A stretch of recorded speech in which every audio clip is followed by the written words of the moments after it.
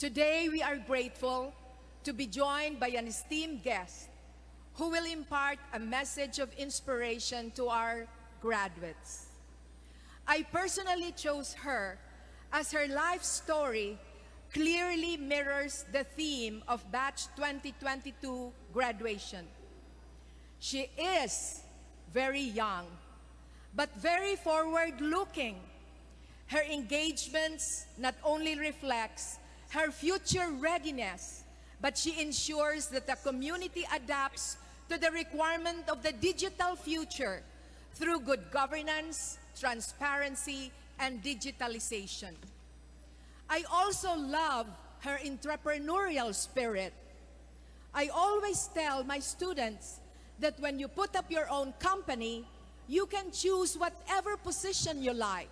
You can be a chief executive officer, or you can call yourself president. That she did exactly. Allow me to introduce her to all of you. Our guest speaker is a Bicolana. She is a passionate innovator, analyst, programmer, a cybersecurity research professional, experienced project manager, and an advocate for data-driven governance, open data, and open education. She spent her elementary and secondary education in Bicol University College of Education Integrated Laboratory School. She is a scholar ng bayan. In 2013, she earned her bachelor's degree from the University of the Philippines. She is currently taking up Masters of Science in Big Data Analytics in the University of Liverpool, Faculty of Science and Engineering, Liverpool, England. She founded LayerTech Software Labs Incorporated when initially it was a startup in 2013. She serves as LayerTech's Chief Executive Officer. LayerTech, a national and international awardee in civic technology, is a research and development company aiming to create socially relevant, sustainable software solutions by merging fun, function, and efficiency. She served as the Vice President and Chief Technology and Innovation Officer of Ignite Innovations Laboratory Incorporated, a nonprofit company advocating for the use of research, science, and technology to solve real-world, relevant community problems. She also worked as a courseware developer in Trend Micro Incorporated, Global Technology, Technical Training and Development, in charge of research, documentations of antivirus and cybersecurity products. Her career as a data analyst, cybersecurity, computing, and intelligence consultant has helped various companies, NGOs, and government agencies. Over the years, she has worked for high-impact projects for local governments and communities. From 2015 to 2016, she served as project lead, systems and technology development, director of the multi-awarded Balangay, a cloud-based information system for disaster by Ignite Innovations Laboratory in partnership with Making All Voices Count. Even during the pandemic in 2020, she has worked for government projects affecting decision-making and strategies related to COVID-19 response, recovery, such as with the National Commission for Culture and Arts, Culture Response, and Research Resiliency for COVID-19, as well as assessing the socio-economic impact of COVID-19 in Tagbilaran, Philippines. As an independent consultant on data science and analysis for various companies, international organizations, and government, she continues to work on high-impact, socially relevant projects, including her work as associate researcher and data consultant for Data for Development, a study towards building a comprehensive data analytics and visualization portal for national and local development in the Philippines. Lead and speaker for Girls Code, capacitating youth and marginalized communities for digital ICT skills for the digital age. She also was a project lead and trainer for the digitalization of women-led MSMEs, a step towards the economic recovery of micro-entrepreneurs. Are you still listening? True to being a scholar ng bayan, she and her team mirrors the advocacies they champion, which has contributed to the sustainable development of Bicol and the country. The Balangay Project, a cloud-based information system for disaster, has been given the Gold Award in Making All Voices Count, Global Innovation Competition in 2015 in Jakarta, Indonesia. In 2016, Balangay Project was hailed as champion by the e-Government Awards for Customer Empowerment with Legazpi City, and in 2017 as champion in the International Center for Climate Governance Best Practice Award. In 2021, layered text entry to the World Justice Project, OCDEX, I hope I pronounced that right, Open Contracting Analytics Portal, became one of the 7 finalists for the Global Anti-Corruption and Open Governance category. World Justice Project, The Hague, is an independent, multidisciplinary organization working to advance the rule of law worldwide. The University of Nueva Cáceres is grateful to have her with us today. A remarkable woman in her field, an embodiment of one who has foresight for the future, work for change today, and in the process, make her expertise and talent impact to create a more peaceful community.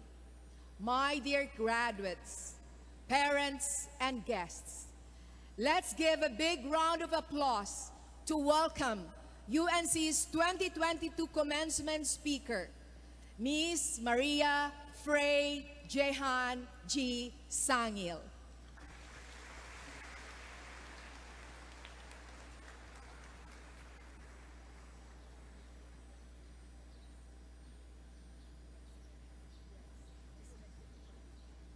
Especially for me. Thank you very much for the podium, for the extra height. Please sit down. Thank you very much. I hope I get this right. To Chairman Alfredo Ayala and the Board of Trustees, to the administration of UNC, headed by, of course, President Frei, Dr. Frei Lea Patria Bata Lauraya. Salamat po for the introduction, a bit intimidating. And of course, to the Dean, and to the parents, and most of all, to the graduates. Ayan, good afternoon. And thank you very much for, I can remove my mask. Thank you. Good afternoon, and thank you very much for giving me the honor of welcoming the class of 2022 into the real world. This is the class who battled against COVID-19 and survived. So for that alone, congratulations. Now, I'd like to start this with a story. The story of a girl who is completely different from the introduction you just heard. You see, when this girl was in college, maybe a few years younger than you, she didn't have the nicest grades. She was a probinsyana studying in Manila, and she had to take a lot of part-time jobs just to make ends meet. Ang mahal mag-aral ng college.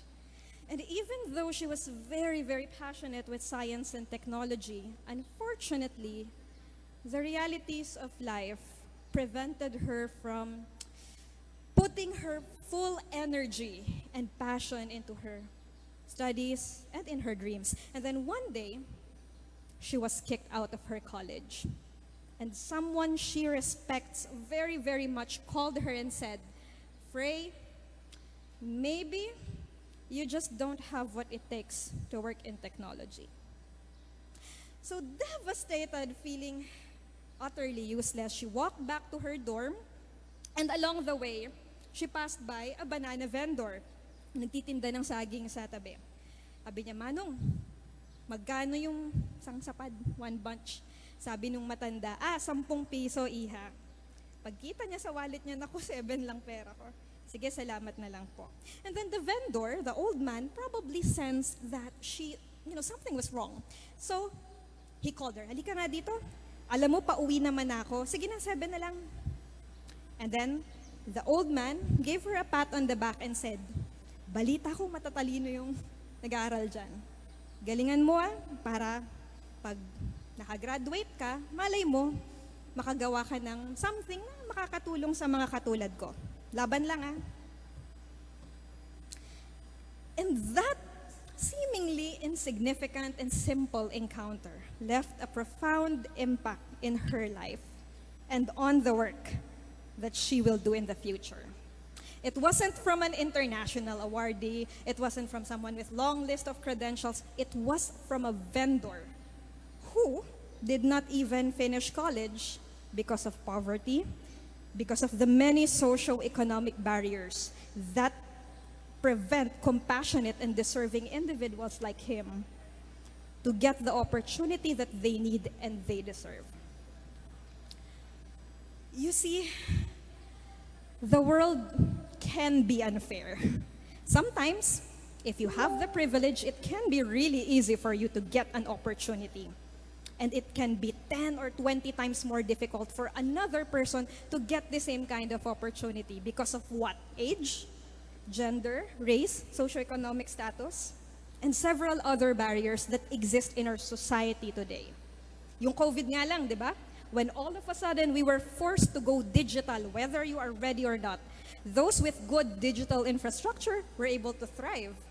But those who didn't, ano nangyari? Di ba mas mahirap? But I want to introduce a very powerful tool that we humans use. We have been using this for the longest time to make this world a bit more equal. Technology. You see, I've always found technology extremely fascinating and impactful. Just imagine, in the Stone Age, yung mga Homo sapiens sapiens, we didn't have thick skins like elephants. We didn't have claws or fangs like tigers. We're practically weak physically, di ba? And yet we were able to thrive and survive. And we even became one of the most, if not the most powerful beings here on Earth. And that is because of 3 things. 1, we acknowledged our shortcomings, our current problems. 2nd, we built technologies and tools. We innovated to make up for what we don't have. And 3rd, because we as a society, we work together so that we can help each other, diba? And feel each other's weakness. That's how humanity survived, and that's how we will also survive.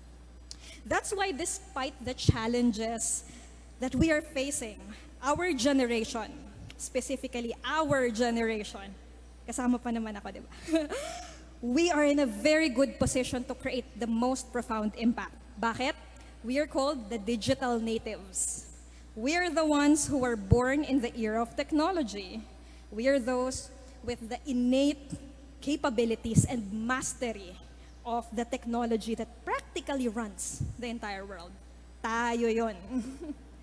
That's why, just like how the first humans, the Homo sapiens sapiens, were able to survive Because of technology and innovation, we can also make things happen with technology. Noon, di ba, walang access yung mga tao sa libro. But now, with the help of internet, if properly used, someone from Bicol can access books from abroad, di ba, from the Ivy League schools. During the COVID-19 pandemic, when a lot of people lost their livelihoods, my team and I were very fortunate to have been given the opportunity to provide software, solutions, and trainings to hundreds of senior citizens, indigenous peoples, PWDs, and marginalized groups.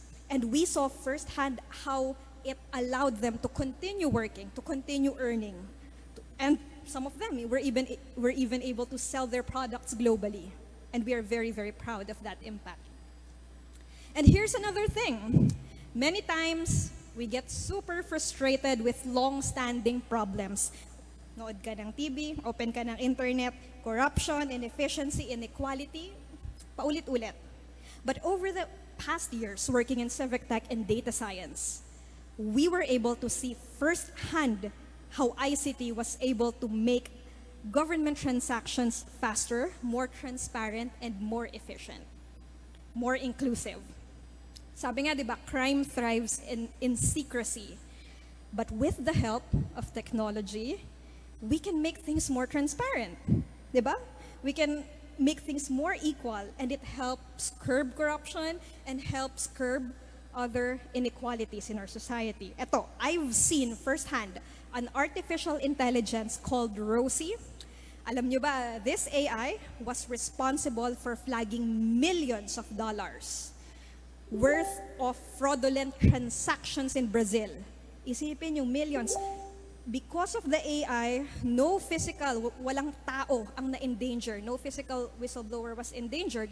And millions were returned to the taxpayers in Brazil. I was very fortunate to have met, befriend one of the lead developers. I've seen her in Taiwan. And hindi lang yun, we have a lot of initiatives going on. And feel free to add to that. So you see, technology changes the landscape of our society. It shifts power. Problems that we thought were unsolvable many years ago can actually be solved right now. Diba? That's why it's a very exciting opportunity for us specifically to decide what kind of world we want to live in. Now, as much as I want to say good things, all good things, it won't help to give you false hopes. The world out there can be difficult. You will struggle, you will get frustrated, but I'm confident that you will go through that. Kaya yan. If you find passion and meaning in the work that you do and in every step that you take time to reflect. Anong ginawa ko? Diba? What kind of footprints do I want to leave in this world? Diba? What did I do with my knowledge? Sabi nga, diba, education, computer studies, engineering, architecture, criminal justice education, these are very powerful expertise. What did I do with this? Now, I'd like to share one final story. This is actually something I learned when I was in college from my favorite professor, who is from Naga, by the way, Dr. Carlos Orius. So this is the story of two writers who lived in the 1600s. Yan. Si writer number one, he wrote 3,000 sonnets, 3 novels, 4 novellas, 9 epics, 3 didactic poems, and several hundred comedies. Long story short, napakarami niyang sinulat sa buhay niya. He was basically the very definition of success, and he was very rich. Kinaiinggitan siya, si writer 1. On the other hand, may contemporary siya, si writer 2. Writer 2 was struggling. Walang pera, konti lang yung nasulat niya sa buong buhay niya, and he was even sent to jail on some occasions. Now, writer 1, his name is Lope de Vega. Can anyone here remember just one of his thousands and thousands of works? Lope de Vega. Now let's go to writer 2. Writer 2, I will name just one of his handful of works. It's called Don Quixote, Man of La Mancha. The most translated book next to the Bible And even after centuries, it's still being read worldwide and making global impact. Miguel de Cervantes, that's writer 2. So, I will leave that lesson to you.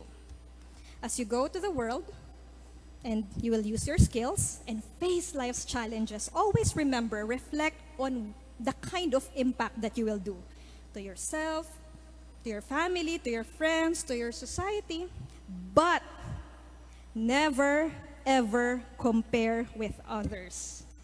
There is no such thing as small impact, big impact, wala. They're all the same thing.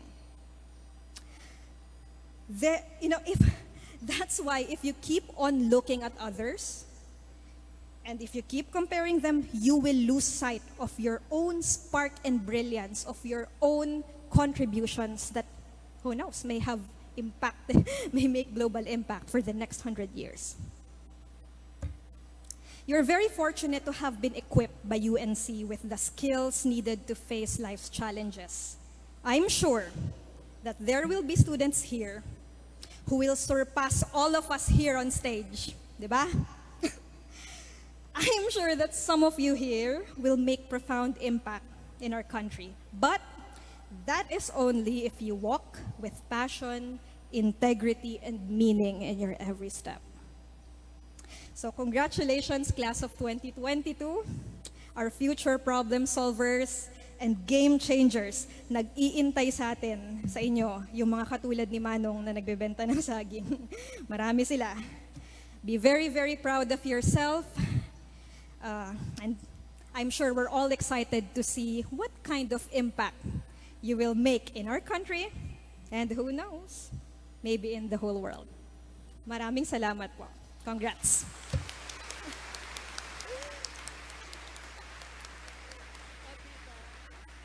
Presentation of the Plaque of Appreciation.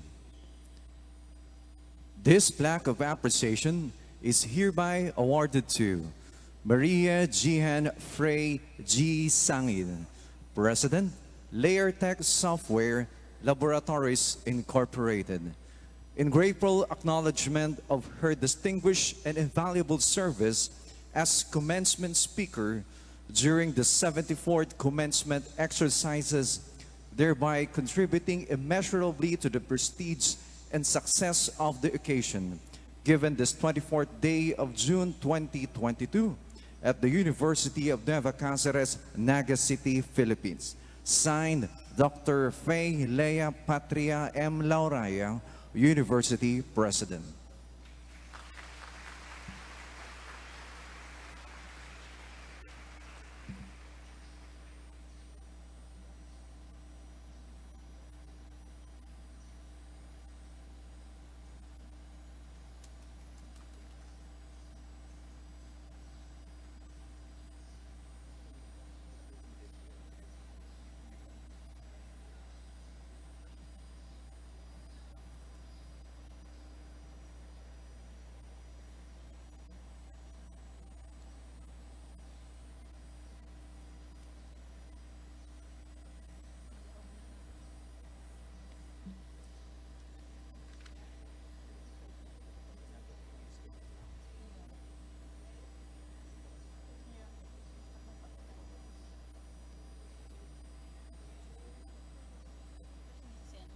Graduates of baccalaureate degrees and parents, please rise for the imposition of the UNC Baliog.